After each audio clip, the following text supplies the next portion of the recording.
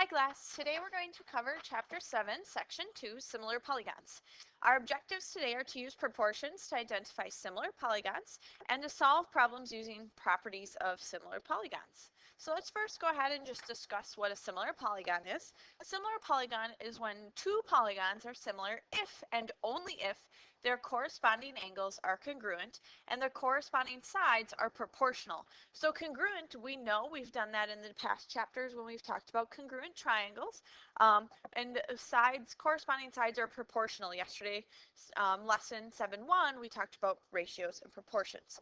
So let's go ahead. In our diagram, we see some congruent markings. So we can say that angle A is congruent to angle W, Angle B is congruent to angle X. Angle C is congruent to angle Y, and angle D is congruent to angle Z. Okay, so now if we're going to talk about proportional sides, let's set up some proportions. And I'm just going to go from my polygon ABCD to my polygon WXYZ. So if I look at A to B, that is going to be 15. And in the same side, in my other polygon, it's going to be 5. I'm going to do 12 from this one. It's going to go to 4, and 21 to 7. Whoop, excuse me, 21 to 7. And then we're going to go 18 and 6. Now, if we look at all of that, and if I asked you to reduce that, we would see they all reduce down to 3 over 1.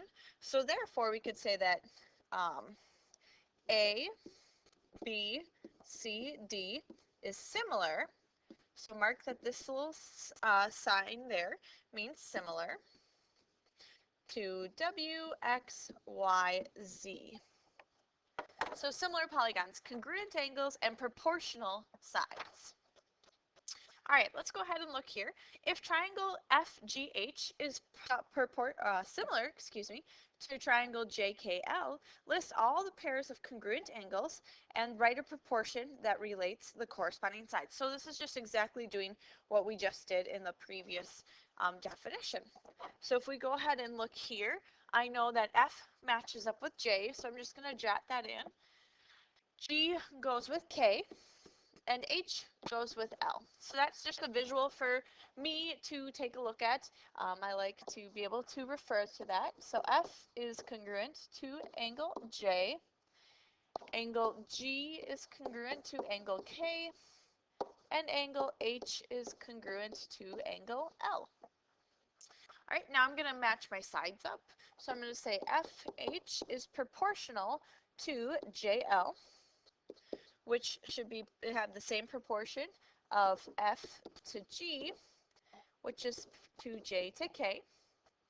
And then from G to H is going to be proportional to K to L. So there we go. We just wrote all of our congruent angles and our proportions for corresponding sides. All right, so number 2 here, I want you to state the scale factor. So go ahead and match your triangles up and try and give the scale factor a try there.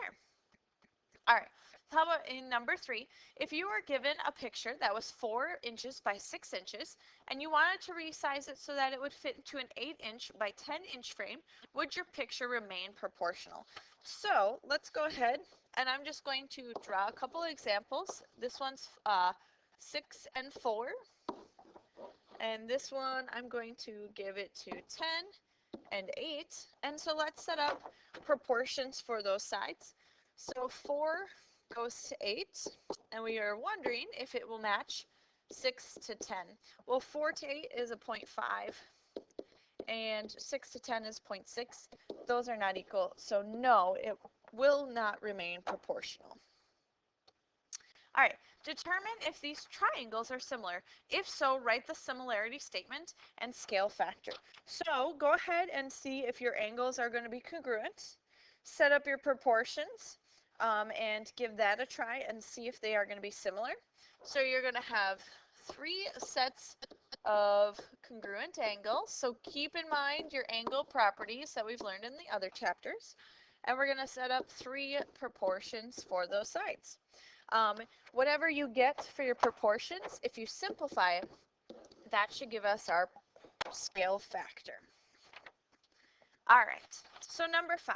In the diagram, A, C, D, F is similar to B, W, X, Y, Z.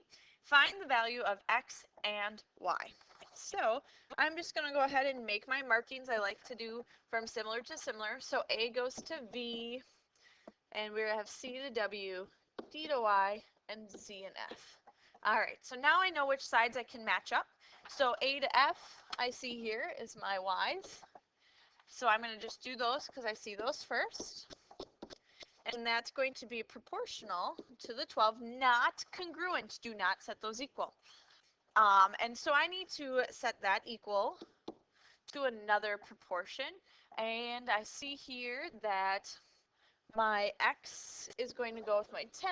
So the only good true proportion that we know is going to be 6 to 9.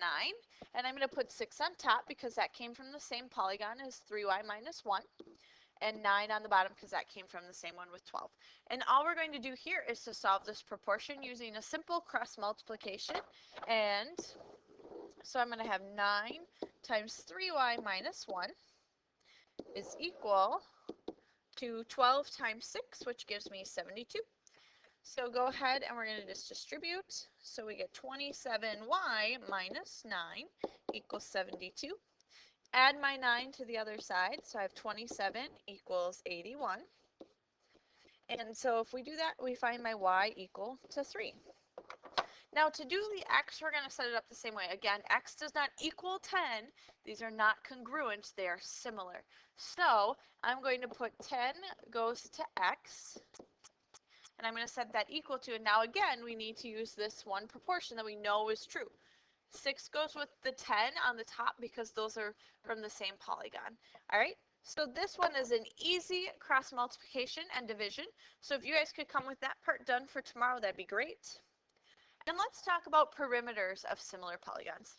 If two polygons are similar, so we already know that, then their perimeters are proportional to the scale factor between them. So what that's saying is if I have the scale factor side AB to side JK, that's my scale factor.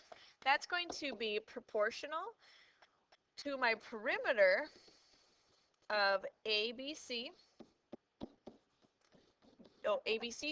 excuse me, and to my perimeter for JKLM. So my perimeters are proportional, have the same scale factor from one to the other. All right, so let's go ahead and look here.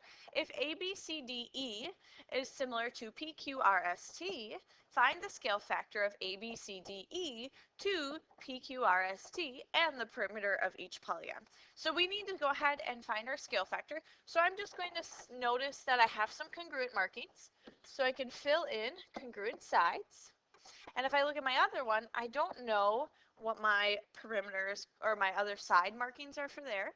So I only can have the perimeter of 1. But I see that I have some sides here that are going to match up. So that's going to give me my scale factor. All right, and that's going to be congruent to, remember from our little last box, the perimeter of the one is proportional to the other perimeter. So my 3 came from my small figure, and we don't know that perimeter yet, so I'm just going to call it x. And then I'm going to have my perimeter for my other side. So 4 plus 6 plus 4 plus 8 plus 8 gives me a perimeter of 30. So I'm going to go ahead and cross multiply here. So we have 4x equals 90. So therefore my x equals 22.5. So that's my perimeter for my other angle. So that's my, or not other angle, my other shape, excuse me. So perimeter of PQRST. And my scale factor, we said, was that 3/4. All right, and then here we come to our last problem, and it says if ABCDE is similar to RSTUV, find the scale factor of ABCDE to RSTUV and the perimeter of each polygon. So same concept as the last one. I'm just going to put in some values that may be missing for you because I know them by congruent sides. So I'm going to kind of leave that one up to you guys for a little challenge and come with that done for tomorrow.